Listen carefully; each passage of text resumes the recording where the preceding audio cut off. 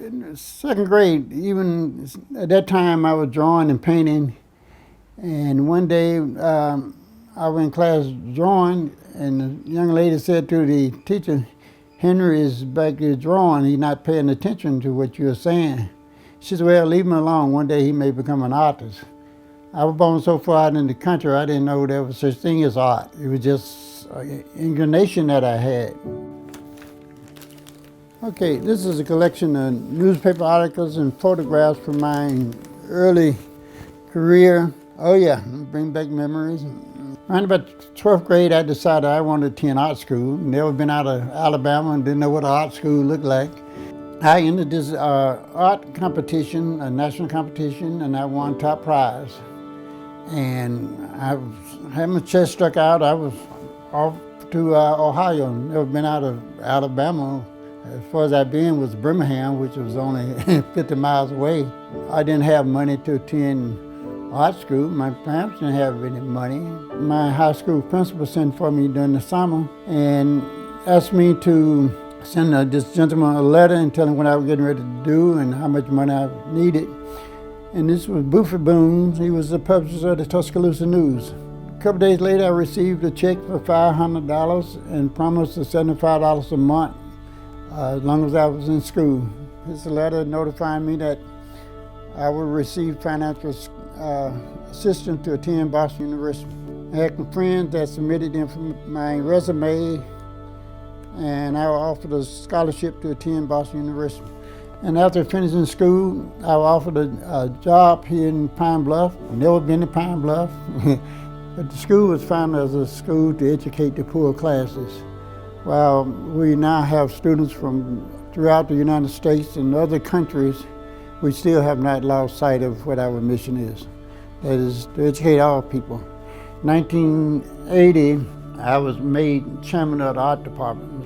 Another thing I'm very proud of, that I was able to get the art department accredited by the National Association of Schools of Art and Design. And one of the few historical black schools that were accredited by the National Association.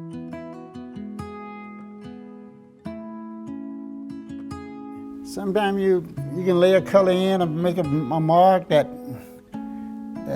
create the effect you want, then sometimes you back off and say, well, I'll come back to it. Well, my earlier paintings were figurative. I was dealing with a lot of social issues even in college.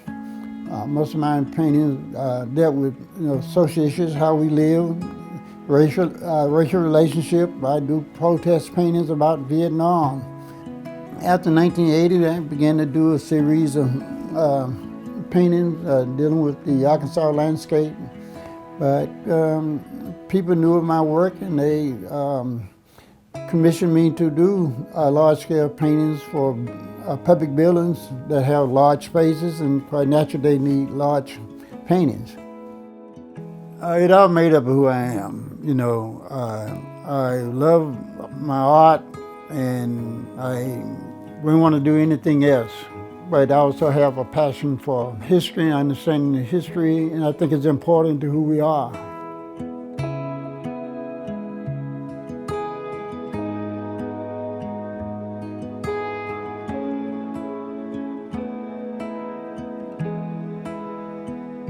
This building was slated to be torn down to make way for a student union building.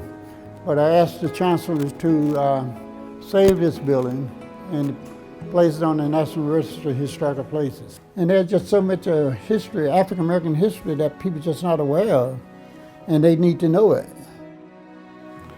I always try to understand I am what I am and what I've been able to achieve because of other people. I stand on the shoulders of John Howard, Isaac Hathaway, Lon Davis, my high school principal. These are people that supported me. And hopefully at the end of your life you have done something that is worthwhile, or you're able to help someone. Because painting is a painting, a picture is a picture, but what have you done to help someone else? And I think it's just important that we continue to, live and work together to be a better world.